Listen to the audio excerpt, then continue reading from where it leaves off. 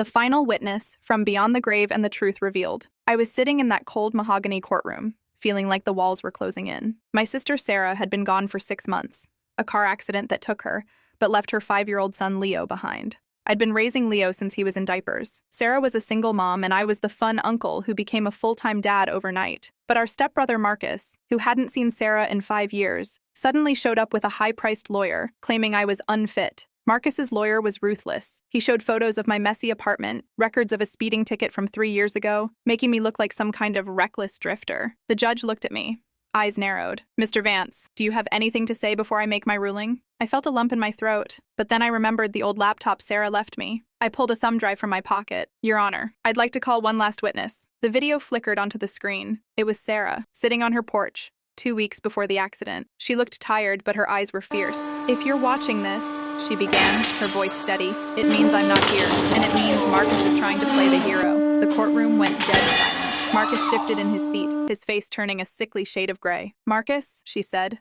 looking right into the camera, "I know about the gambling debts. I know you only want Leo's trust fund to pay off the people you owe. You haven't called him on a single birthday, but you're first in line for the check." She leaned forward. "Your Honor, my brother, David, he's the one who stayed up all night when Leo had the flu. He's the one who learned how to braid hair, even though he's terrible at it. He is Leo's heart." Sarah smiled then, the kind of smile that made you feel safe. "David, take him to the Grand Canyon like we planned. Tell him I love him, every single day." The screen went black. Marcus didn't even wait for the judge to speak. He stood up and walked out, his lawyer trailing behind like a kicked dog. "Leo is 7 now. We finally made it to the Grand Canyon last summer, and every night, before I tuck him in, I tell him, 'Yeah, buddy, Mommy's still watching, and she is so proud of you.'"